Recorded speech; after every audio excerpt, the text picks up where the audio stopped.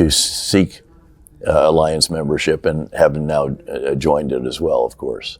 And also, yes, Secretary of State Marco Rubio said that he was convinced that Russia would like to end this war, would like to take serious actions towards the end of this conflict. However, NBC News recently reported that US intelligence community is not really sure about this fact, because they do not have any kind of intelligence about Russia's willingness to reach a serious peace deal. Do you feel that Vladimir Putin now would like and is ready to reach any kind of a serious peace deal or a serious ceasefire? Well, I'm hopeful that our Secretary of State is right, actually. But this has all happened so quickly. Again, keep in mind, this administration's not even been in office a month. And it has, again, President Trump has had a catalytic effect on this. In fact, General Kellogg said at one moment on stage in Munich that he's on Trump time. It's not days and weeks and months, that there's a real hard push coming from the White House. And we'll see if that is enough to galvanize the whole process. Because I'm not certain that Putin sees this as a situation that he cannot continue. I've had assessments from various governmental organizations and leaders here, and we're not convinced that Putin doesn't think that he can't still just keep on going, despite the horrific losses. Again, to someone who almost every night that I was privileged to command in combat, and I had 5 combat commands as a general officer, was writing letters of condolence to America's mothers and fathers. I don't know how Putin can even sleep through the night, given the colossal loss. Again, we're talking about 800,000 Russians who have been killed and wounded, and about 500,000 of them, so all but 3,000, have not been able to return to the front lines. They've been killed or so seriously wounded they can't be patched up and sent back to the front lines. This is so many times magnitude greater than the magnitude of what they lost in a decade or so in Afghanistan. It dwarfs almost all their previous post-World War II endeavors. And again, this is why, frankly, when you also consider the losses on the Ukrainian side, and I walked by that wall, not far from here, in fact, again, which has the faces and names and little tiny shrines and so forth from family members of all that those Ukrainians lost.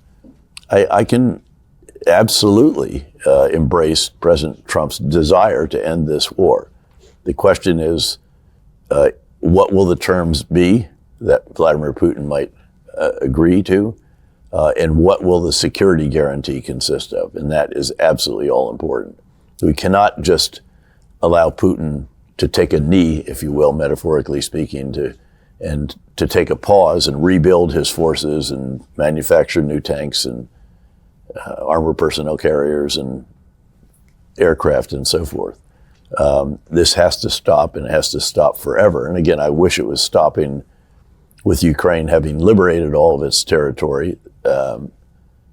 Tragically, that is not a realistic aspiration at this moment, although I think it is realistic to hope that as part of the process, the U.S. will provide more for Ukraine, Europeans will come through and provide more for Ukraine, and that there can be a force assembled that can perform whatever tasks are required should there be a violation of the ceasefire by Russia.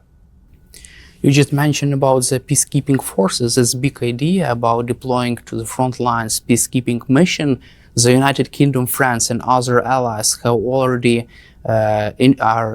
expressed their willingness to deploy forces to Ukraine in case of a ceasefire deal, but President Trump seems to be unwilling to deploy American boots on the ground.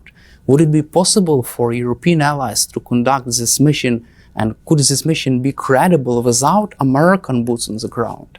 Well, first of all, I don't think it should be called a peacekeeping force. If Russia stops shooting at Ukraine and stops the ground attacks, peace is going to break out very quickly, and Ukrainian security forces of all different types are more than capable of maintaining the peace.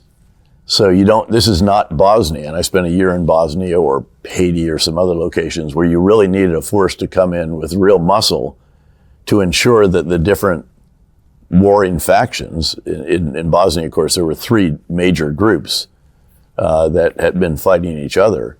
You don't need that here.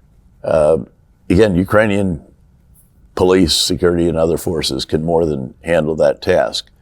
What you do need is a capability to validate or identify a ceasefire violation, and then you need a force that can respond appropriately as a result of that action.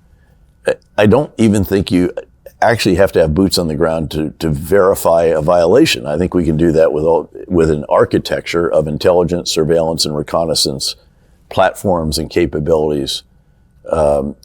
You can argue that it would be nice to have a force on the ground in Ukraine, although there's some arguments against that, such as getting involved in direct fighting that just can escalate you don't know where. So I think first and foremost, there has to be a determination of what will the political authority be, which countries will participate. I'd love to see a U.S. general officer commanding it, dual-hatted as a NATO commander and a U.S. commander. And again, as a 1-star, 3-star, 4-star in combat, I held dual positions. I'd like to see that in this case. I'd like to see the U.S. be the foundation of the organization, all of which is very possible without U.S. boots on the ground. In fact, I can make a case again for why you may well not want to do that. But of course, first and foremost, again, what is the mission of that force? It's what a military commander will ask. What are the conditions that have to be met to take the action that is contemplated? And I'd also note that the response to a ceasefire violation by Russia should include not just military action. It should include seizure of the $300 billion of frozen assets in European banks. It could include a path to NATO for Ukraine, which probably won't be allowed as part of the agreement. It could include imposition of harsher sanctions, diplomatic actions. There's quite a menu of actions that should be part of the response, not just, again, military.